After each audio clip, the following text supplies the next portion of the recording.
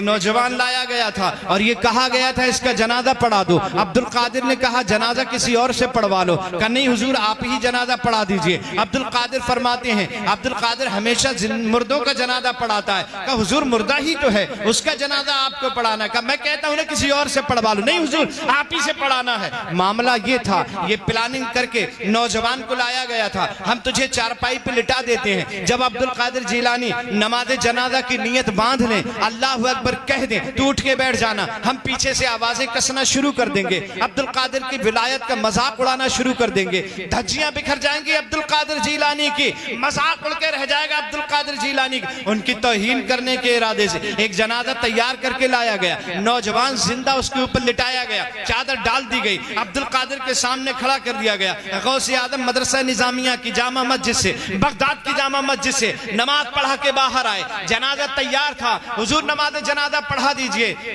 عبد القادر کہتے ہیں کسی اور سے پڑھوائے. نہیں حضور آپ سے پڑھوانے کا ارادہ ہے. کہا ٹھیک ہے مجھ سے پڑھوانے کا ارادہ ہے. جنازے کے سامنے بڑھے, مصلی بچھایا گیا, عبد القادر مصلی پہ کھڑے ہو گئے اور اس کے بعد فرمایا صفیں درست ہو گئیں؟ ہاں صفیں درست ہو گئیں. تو کہ میں نماز جنازہ کی نیت کر لوں؟ ہاں نماز جنازہ کی نیت کر لو. بھائی اتنا کہنا تھا. عبد القادر نے نماز جنازہ کی نیت کر لی. جب نیت باندھی تو پیچھے لوگ صف میں یہ سوچ رہے تھے اب نوجوان اٹھ کے کھڑا ہو جائے گا, اب غوث اعظم کا مذاق بن کے رہ جائے گا. پہلی تکبیر ہو گئی تھی, نوجوان نہیں اٹھا. اب دوسری تکبیر عبد القادر جیلانی نے کہہ دی, نوجوان نہیں اٹھا. باپ غصے میں ہے, چچا غصے میں ہے, پڑوسی غصے میں ہے, عبد القادر جیلانی کے دشمن غصے میں ہیں. یہ نوجوان اٹھتا کیوں نہیں, پلاننگ کے مطابق کام کرتا کیوں نہیں؟ اس سے کہا تھا تکبیر جب ہو جائے تو اٹھ کے بیٹھ جانا, ہم ہلہ کر دیں گے, چلانے لگیں گے, مذاق اڑانے لگیں گے. یہ اٹھ کر کیوں نہیں بیٹھ رہا ہے؟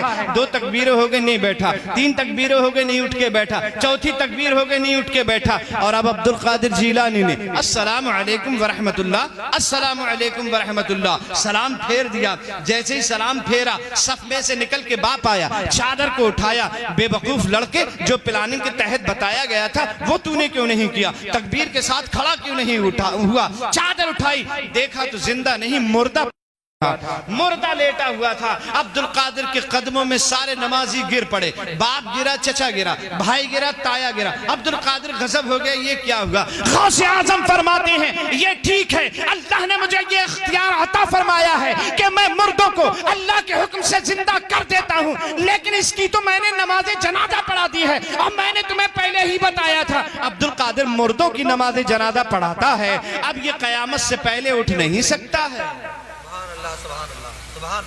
اب یہ قیامت سے پہلے نہیں اٹھ سکتا ہے.